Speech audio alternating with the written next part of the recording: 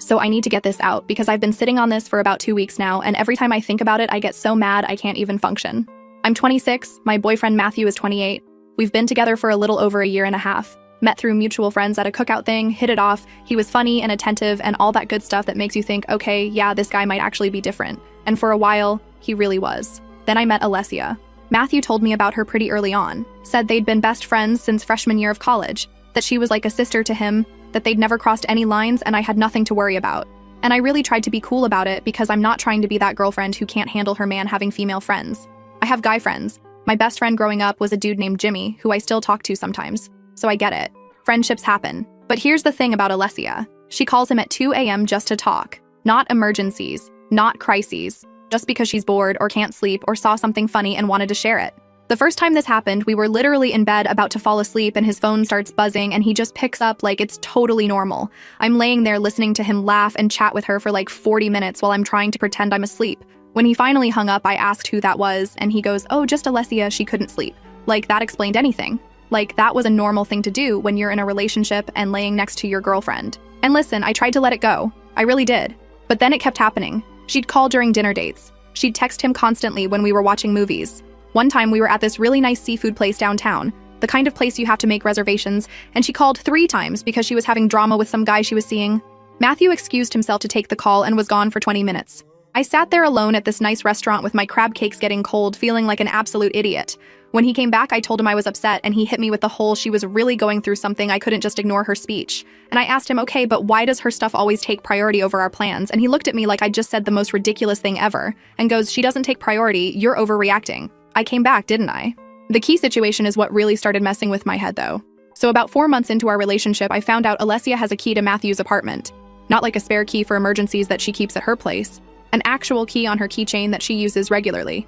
I found this out because I came over one Saturday morning to surprise him with breakfast, and when I walked in, Alessia was already there, on his couch, in sweatpants and one of his old college shirts, eating cereal and watching some show on his TV. She looked at me like I was the one intruding, actually said, "Oh hey, you must be the girlfriend, Matthew's in the shower," and went right back to her show. I stood there holding this bag from the breakfast spot feeling completely stupid. When Matthew came out, he acted like this was totally normal, gave me a kiss, asked what I brought, didn't acknowledge at all that maybe I might find it weird that another woman was hanging out in his apartment in his clothes at 9 a.m. on a Saturday. I tried to bring it up later. Asked him why Alessia has a key and why she was there so early, and he got annoyed with me. Said she's been his friend for years. She's had a key since they graduated. She comes over sometimes when she needs to get away from her roommate situation, and I needed to stop being so insecure about it. Actually used that word, insecure, like I was the problem here. And that became his go-to thing whenever I expressed any kind of discomfort. I'd say, hey, it makes me uncomfortable when she calls so late, and he'd say, you're being insecure. I'd say, I wish you'd prioritize our plans sometimes, and he'd say, you're being controlling. I'd ask if maybe she could text instead of calling when we're together, and he'd say, I can't believe you're trying to dictate my friendships. After a while, I started doubting myself. Like maybe I was being too much. Maybe I was the crazy jealous girlfriend who couldn't handle her boyfriend having a close female friend. I even talked to my mom about it, and she said, well, honey, some people just have close friendships like that. Maybe you need to trust him more. Which didn't help at all, but I was grasping at straws trying to figure out if I was losing my mind. Okay, so now we get to my birthday. This was about 2.5 weeks ago. I'd been planning this for a while, actually. Not like a huge party or anything, but I'd mentioned to Matthew multiple times that I wanted to do something special for my birthday dinner. There's this place I'd been wanting to try forever. Really nice. And I asked him like a month in advance if we could go there. He said absolutely, made the reservation himself, told me he was excited to celebrate with me, even said he was getting me something special. The whole week before he kept hyping it up. Kept saying things like, you're gonna love your gift and I can't wait to see your face. I was genuinely excited. Felt like finally he was putting me first. Like we were gonna have this really nice night, just the two of us. My birthday was on a Thursday. I took a half day at work, got my nails done, bought a new dress, the whole thing. I was feeling good. Feeling like, okay, we've had our rough patches, but he's really trying and tonight's gonna be great. At like 4 p.m. he texted me saying he was so excited for tonight and asked what time I wanted him to pick me up. I said 6 would be great since our reservation was at 7. He sent back a bunch of heart emojis. Everything seemed perfect. Then 5:45 hits. I'm dressed, ready, sitting on my couch waiting. My phone buzzes and it's Matthew. The text said, and I swear I have this memorized because I've read it about 500 times since then. He said, hey babe, so Alessia just called and she's going through a really bad breakup right now and she's a total mess. I really need to be there for her tonight. Can we do dinner tomorrow instead? I promise I'll make it up to you. I just stared at my phone, like actually stared at it for probably 2 full minutes. This man was canceling my birthday dinner. The dinner he made the reservation for. The dinner he'd been hyping up for weeks, because Alessia was sad about some guy. I called him. He picked up and immediately started with the "I know you're upset, but she really needs me right now" thing. I told him no, tonight was important, it's my birthday, we planned this. And he sighed like I was being difficult, and said, "Can you please just be understanding for once? She's literally crying. We can celebrate tomorrow, it's not a big deal." Not a big deal. My birthday was not a big deal. I told him that if he canceled on my birthday for her, we were going to have a serious problem. And he got quiet for a second and then said, "I can't believe you're making me choose between supporting my friend and your birthday dinner. That's really selfish of you. She's going through actual pain right now and you're worried about a restaurant." I asked him what about the pain I'm feeling right now, and he said, "Oh, come on, that's not the same thing." So I said, "Fine, go be with Alessia." And I hung up. I sat there in my new dress with my done-up nails in my apartment for like an hour, just not knowing what to do. My best friend Grace called to wish me happy birthday, and I just started venting everything to her, and she was like, "Girl, go to that restaurant by yourself. Don't let him ruin your birthday, eat the good food, and figure out what to do about him later." So that's what I did. I went to the place alone, told the hostess it was just me now, and she gave me this sympathetic look and seated me at a small table by the window. I ordered a really nice pasta and a glass of wine and tried to enjoy myself, but honestly, I was mostly just sitting there cycling between sad and absolutely furious. The next morning, I woke up to a text from Matthew saying, "Hope you had a good night. Let's do dinner tonight. Love you."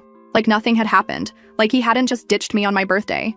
I didn't respond right away because I was still processing. Around noon, I was scrolling Instagram while eating lunch and I see a story pop up from Alessia. I don't follow her, but we have enough mutuals that her stuff shows up sometimes. And I clicked on it because I don't know, I'm apparently a glutton for punishment. It was a picture of her and Matthew at a restaurant. Not just any restaurant, a really nice looking place with white tablecloths and candles and everything. She was smiling huge, he was smiling, and the caption said, "Best friends who are there for each other through everything," with a red heart emoji. And then I noticed what she was wearing around her neck. It was this necklace. This really pretty gold necklace with a small pendant. And I knew I'd seen it before because Matthew had shown it to me online like 2 months ago when we were talking about gift ideas. He'd pointed it out and said he thought it would look really nice on me. I'd agreed and kind of hinted that it would make a great birthday gift. And then about a week before my birthday, I'd casually asked if he'd gotten my present yet, and he'd said, "Yeah, but the necklace you liked was sold out. I had to get you something else. Sorry, babe." Except there it was, around Alessia's neck, in a photo from the night he canceled my birthday dinner. I screenshot everything. The story, the caption, zoomed in on the necklace. Then I went back to her page and scrolled through her posts, and there were so many pictures of her and Matthew, like so many, at concerts, at restaurants, at what looked like his family's house. Pictures going back years with captions like "My favorite person" and "Nobody gets me like you do" and "Lucky to have this one." I was shaking. Not from sadness at this point, but from pure rage. This entire time he'd been telling me she was just a friend, that I was being insecure, that I was overreacting. And here she was wearing the necklace he told me he couldn't get, posting pictures of their dinner date on the night he ditched my birthday. I called him. He picked up all cheerful like, "Hey, birthday girl, you ready for dinner tonight?" And I just said I saw Alessia's Instagram story. There was this long pause and then he goes, "Okay, and?"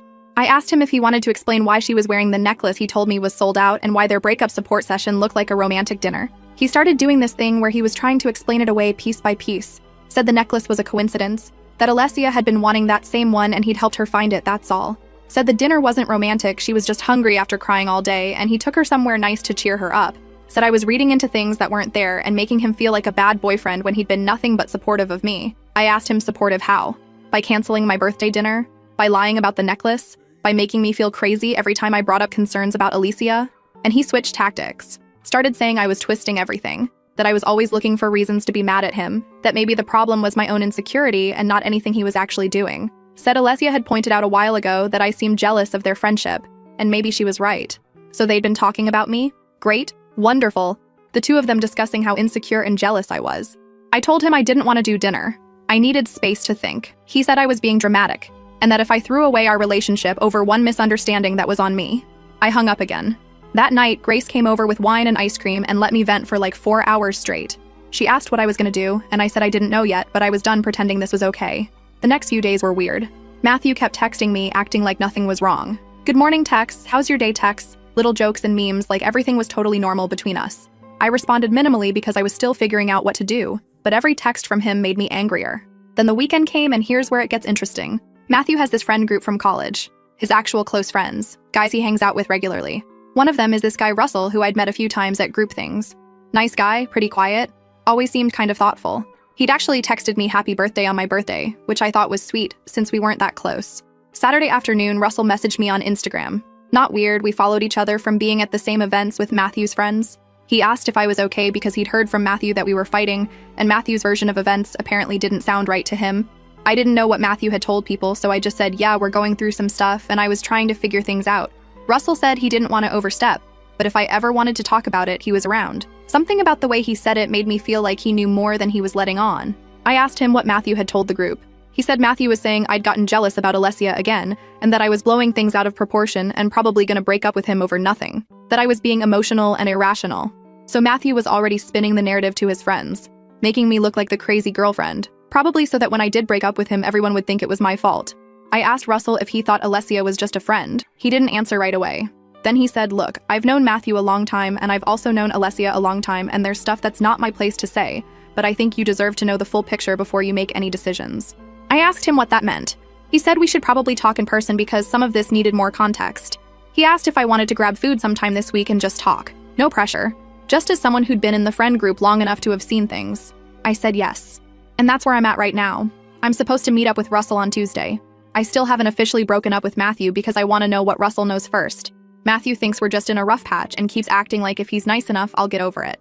Alessia posted another story yesterday that was just a photo of flowers with the caption from my favorite person, and I wanted to throw my phone across the room. I feel like I'm about to find out something that's going to change everything.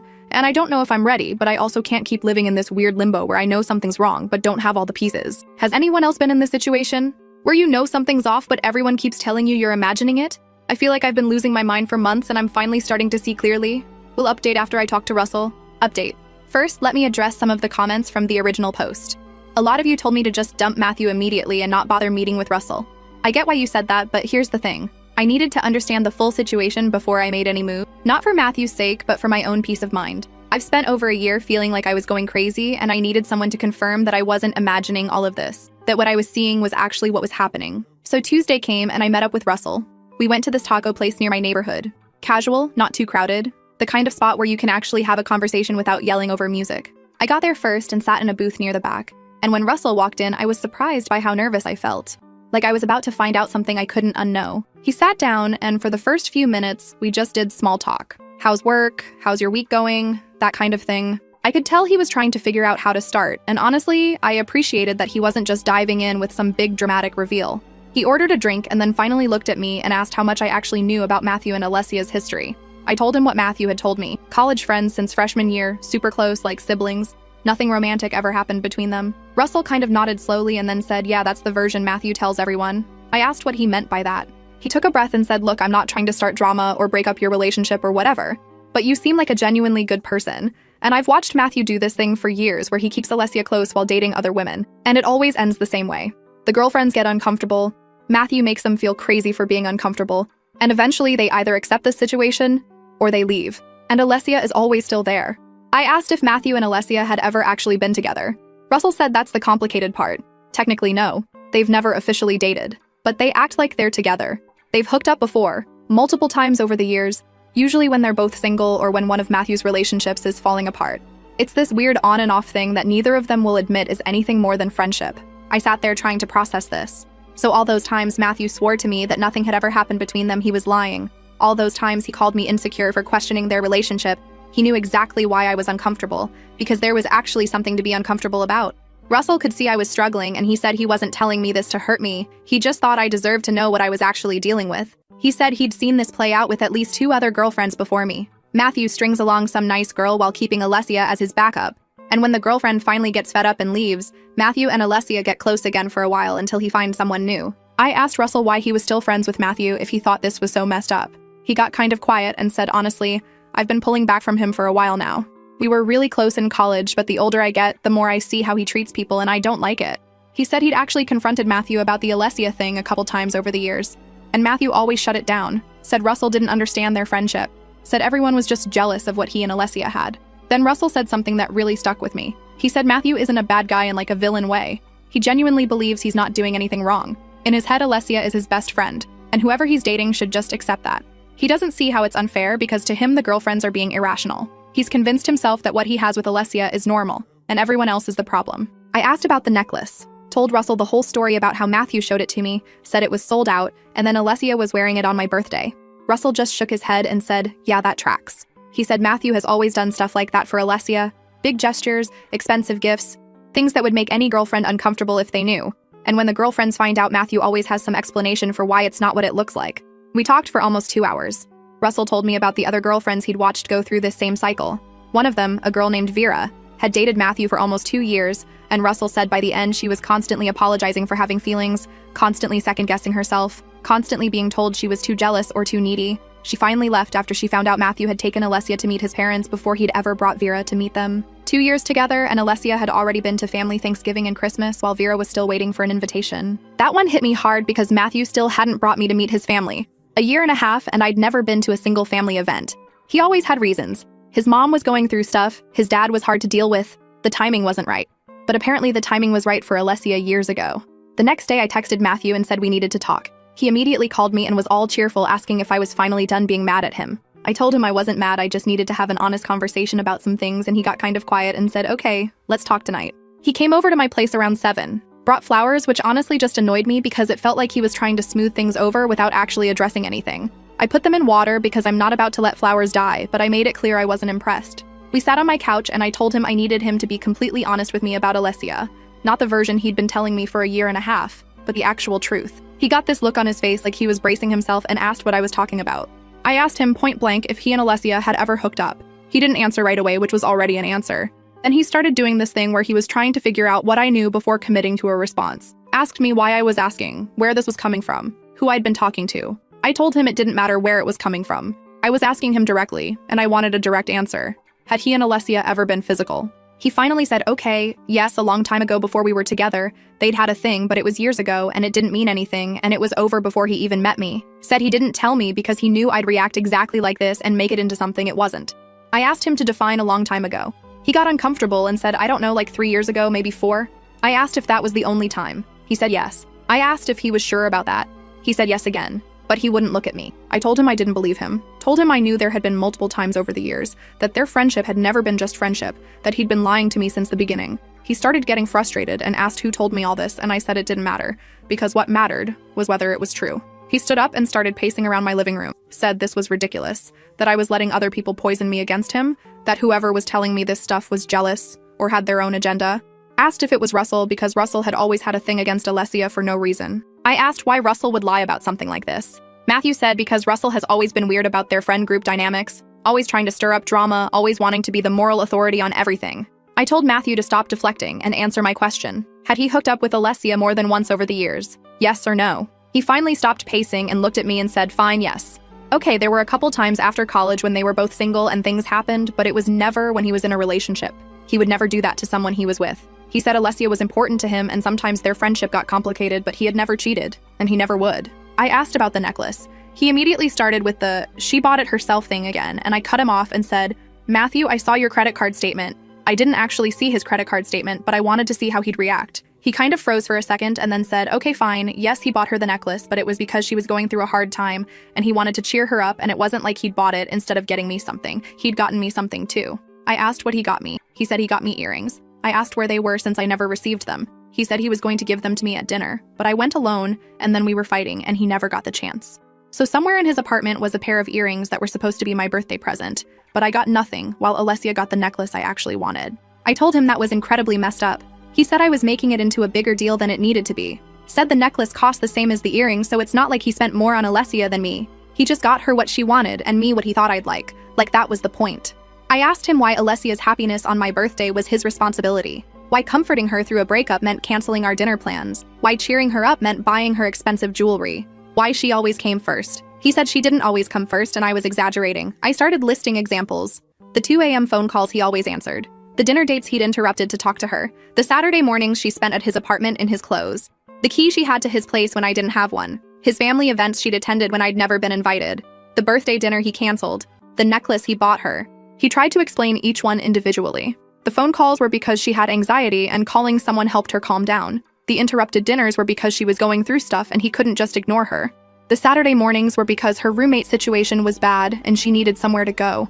The key was from years ago, and it would be weird to ask for it back now. The family events were because his family already knew her, so it was easier. The birthday dinner was a one-time thing and he said he was sorry.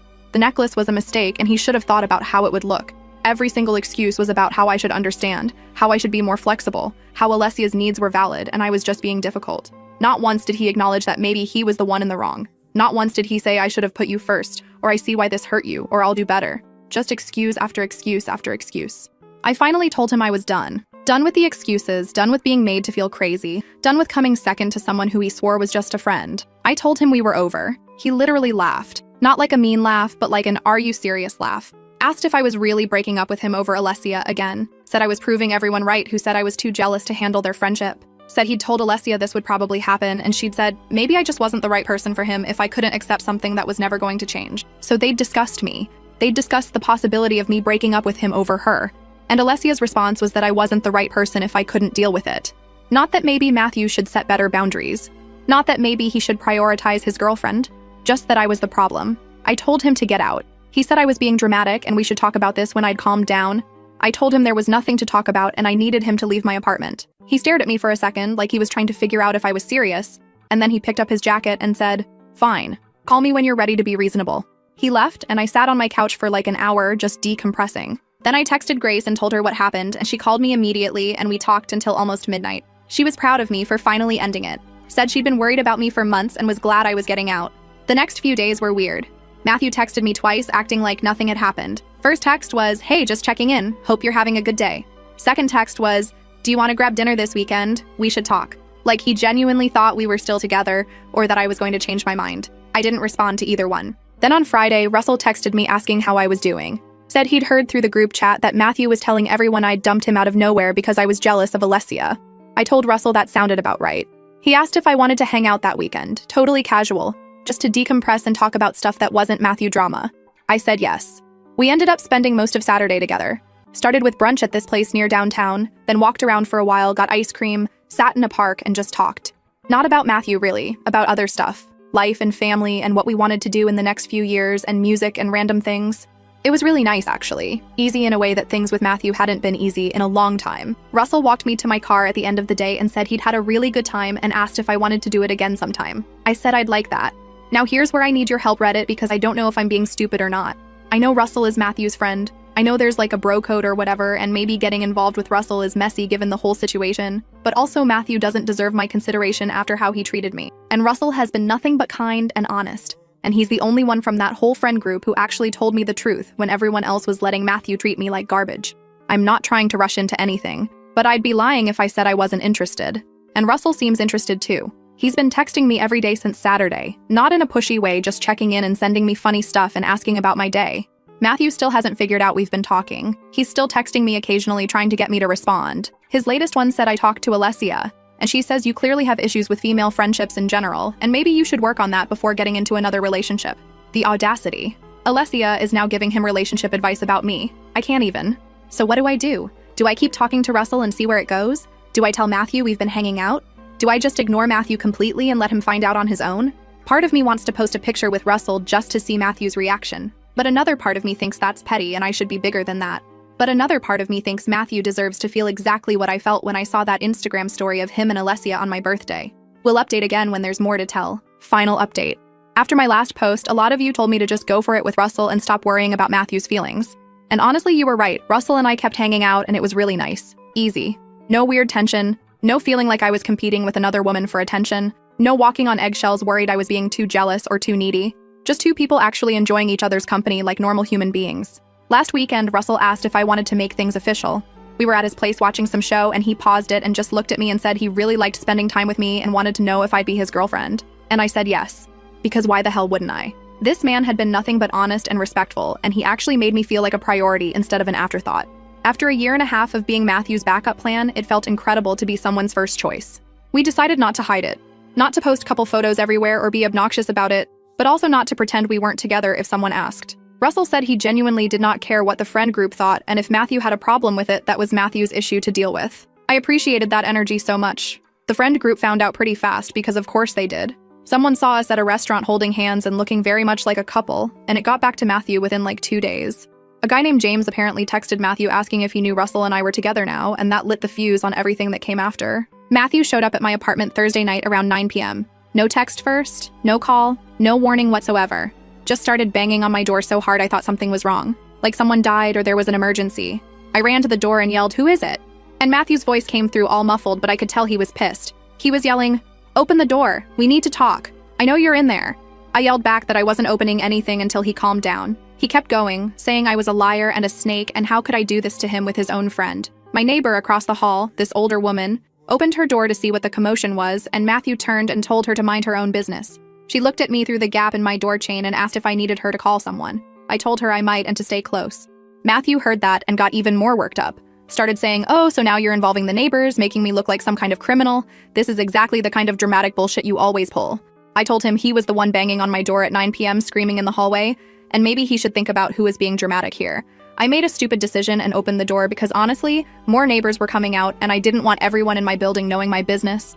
The second I unlatched the chain, Matthew pushed past me so hard I stumbled back into my coffee table. Not like he shoved me intentionally, but he was moving with so much force that I couldn't stay upright. My hip hit the corner of the table and I yelped and he didn't even acknowledge it. Just stormed into my living room and started pacing like a caged animal. His face was red and sweaty and his hands were shaking. I'd never seen him like this before. Even during our worst arguments, he'd always been more cold and dismissive than actually angry. This was different. This was rage. He turned on me and started demanding to know how long this thing with Russell had been going on. Was I cheating on him before we broke up? Was Russell feeding me lies about him and Alessia just to get in my pants? Did I plan this whole thing to humiliate him in front of all his friends? I told him to lower his voice because my neighbors could still hear everything. He got louder and said he didn't give a damn about my neighbors and I needed to answer his questions. I said fine. Russell and I got together after we broke up, and even if we hadn't, Matthew had no right to be upset about who I dated now, because we were over. He laughed this ugly, bitter laugh and said, "Oh, so Russell was just waiting in the wings, huh? Probably orchestrated this whole thing. Told you all that crap about me and Alessia just so he could swoop in and steal you." Said Russell had always been jealous of him, always wanted what Matthew had, and now he was using me to get back at him. I told him that was delusional. Russell didn't steal me. Matthew lost me. By lying about Alessia, by prioritizing her over me for our entire relationship, by making me feel crazy every time I brought up legitimate concerns, by giving her my necklace on my birthday. Russell was just the only person honest enough to tell me what was actually going on, while everyone else watched Matthew treat me like garbage and said nothing. Matthew stepped toward me and I stepped back. He noticed that and got this wounded look on his face like I'd hurt his feelings by being scared of him. Said, "I really think I'm some kind of monster, don't I? That he would never hurt me, that he just wanted to talk." I told him this wasn't talking. This was yelling and scaring me in my own apartment and he needed to leave. He didn't leave. Instead, he started going off about everything Russell had apparently told me about him and Alessia. Said Russell exaggerated everything, that yeah, he and Alessia had hooked up a couple times years ago, but it was ancient history and didn't mean anything. Said he'd never cheated on any girlfriend ever, and Russell was making him sound like some kind of serial cheater when that wasn't true at all. I asked him about the necklace again, about how he'd told me it was sold out and then Alessia was wearing it on the night he ditched my birthday. He said again that Alessia bought it herself and he just helped her find it, and I said, "Stop lying, Matthew. I know you bought it." He got in my face then. Like actually in my face. Close enough that I could feel his breath. Said Russell was filling my head with garbage and I was too naive to see I was being manipulated. Said Russell had wanted to break us up from the beginning and now he'd succeeded and I was just too blind to realize I'd been played. I told him to get out of my face. He didn't move, just stood there staring at me like he was trying to intimidate me into agreeing with him or backing down or something. My hands were shaking, but I was not going to let him see me scared. I grabbed my phone off the counter and told him I was calling 911 if he didn't leave in the next 30 seconds. He finally stepped back and threw his hands up like I was being ridiculous. Said, "Fine, call the cops on your ex-boyfriend for wanting to have a conversation. That'll look great. I'm the crazy controlling one, but you're calling the police because I raised my voice." I said, "You pushed into my apartment. You got in my face. You're refusing to leave when I've asked multiple times. That's not a conversation, Matthew, that's harassment." He called me dramatic. Said I was always so dramatic, always making everything into a bigger deal than it needed to be. And this was exactly why things didn't work between us. Because I couldn't handle conflict like a normal person. I started dialing, got to 91 before he finally moved toward the door. But before he left, he turned around and said I'd made a huge mistake choosing Russell over him, and I was going to regret it. I called 911 anyway, told them what happened, that my ex had forced his way into my apartment, refused to leave, got aggressive, and damaged my property on the way out. They sent officers over and I gave a full statement. The cop who took my report was this younger guy who was actually really kind about everything. Wrote everything down, took pictures of the doorframe, asked if I had anywhere safe to stay tonight. I said yes. I called Russell as soon as the cops left and he came over immediately. Stayed with me that night because honestly, I was too shaken to be alone.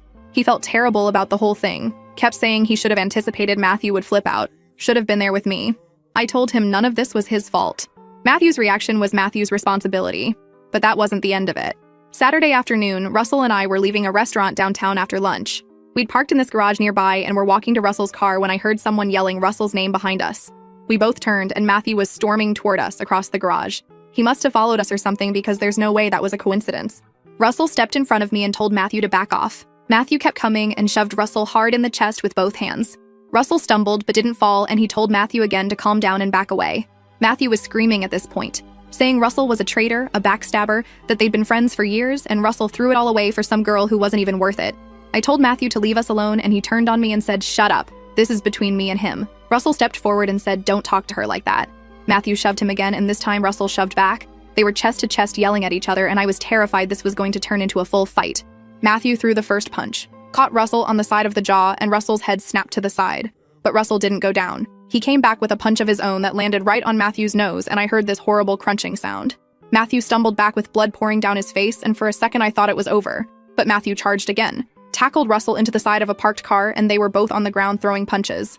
I was screaming at them to stop and looking around desperately for anyone who could help. A security guard came running from the garage entrance and started yelling at them to break it up. He had to physically pull Matthew off Russell, and even then Matthew was still trying to swing. Someone had called the cops because 2 patrol cars showed up within a few minutes.